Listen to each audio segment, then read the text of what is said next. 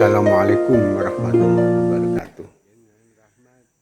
Rekan Ibnu dimanapun Anda berada, di video yang pertama sudah kami jelaskan latar belakang berdirinya Ibnu, atau dengan kata lain pendirian Ikatan Putra Nahdlatul Ulama.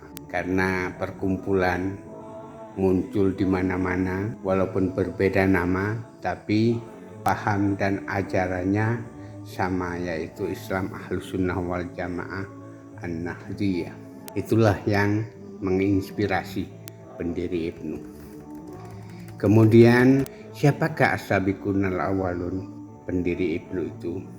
Yang pertama adalah Kiai Haji Sufyan Khalil dari Jombang, Kiai Haji Mustahal dari Solo, dan Kiai Haji Abdul Ghani Faridah dari Semarang. Pada tanggal 29 April sampai tanggal 1 Mei 1954, karena sudah ada beberapa daerah berdiri, beberapa perkumpulan mengadakan pertemuan, namanya Konferensi 5 daerah, disingkat menjadi Kolida, yang meliputi daerah Yogyakarta, daerah Semarang, daerah Kediri, daerah Surakarta atau Solo, dan daerah Jombang. Pada saat itulah menetapkan Kiai Haji M. Tolha Mansur sebagai pucuk pimpinan dan sekarang disebut pimpinan pusat.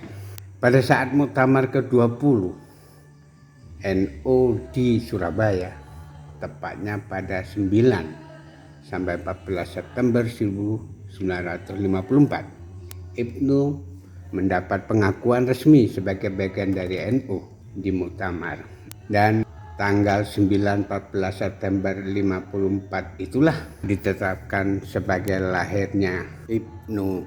Nah, hebatnya lagi, Muktamar pertama Ibnu dihadiri oleh Presiden Republik Indonesia Insinyur Soekarno, Wakil Perdana Menteri Zainul Arifin, Menteri Agama RI Kiai Haji Maskur.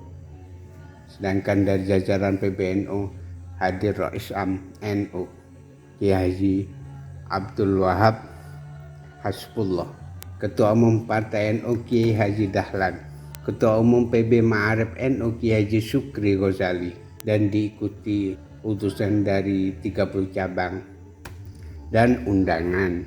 Rekan-rekan Ibnu yang berbahagia, Muktamar kedua tepatnya pada tanggal 1, tanggal 4 Januari 1957 di Pekalongan. Muktamar ini sudah menyelenggarakan berbagai lomba seperti sepak bola, bulu tangkis, catur, dan beberapa cabang lainnya.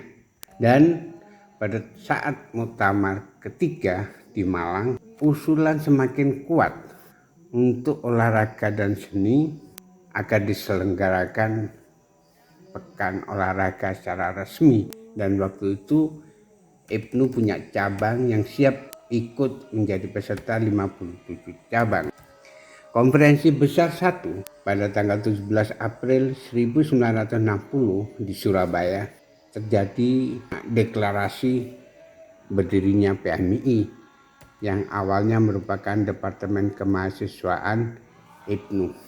Artinya, dari Departemen Kemahasiswaan Ibnu lah PMI dideklarasikan pada tanggal 17 April 1960, tepatnya pada saat konferensi besar atau Kombes pertama Ibnu di Surabaya. Ini hanya dokumen yang ada pada kami. Pada Muktamar 4 Ibnu, tepatnya tanggal 11-14 Februari 61 di Yogyakarta melahirkan 2 keputusan, yaitu memutuskan penghapusan Departemen Perguruan Tinggi karena sudah lahir PMI, dan istilah Muktamar setiap hajatan pergantian kepemimpinan di Ibnu diganti dengan Kongres. Pada Kongres kelima Ibnu, tepatnya Juli 1963 di Purwokerto, Semarang, Kongres merekomendasikan Kiai Haji Hasyim Asy'ari untuk diangkat sebagai pahlawan nasional.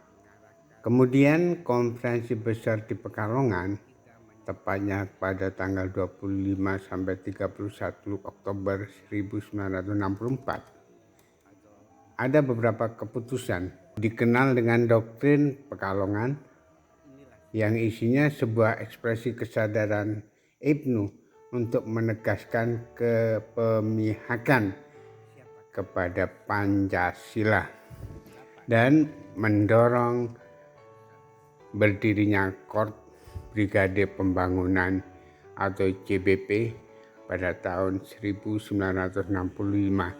Artinya konferensi besar Pekalongan mendorong CBP untuk bisa dibentuk pada tahun 1965.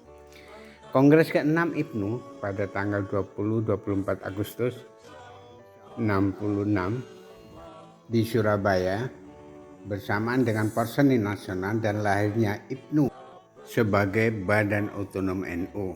Dan pada saat Kongres ke-6 itu pula Ibnu memindahkan sekretariat pusat dari Yogyakarta ke Jakarta.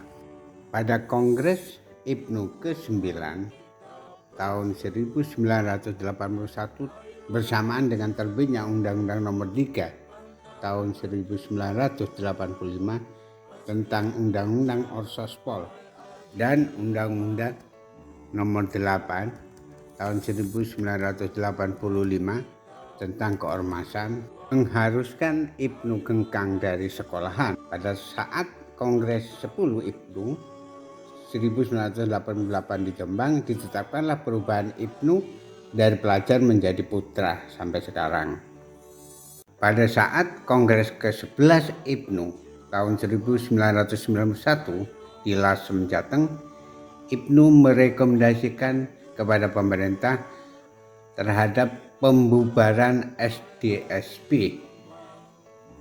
Demikian video ini kami akhiri. Jangan lupa tonton video berikutnya, akan kami sampaikan nama-nama ketua umum mulai dari kongres pertama sampai kongres yang terakhir, yaitu kongres ke-19 tahun 2018. Terima kasih.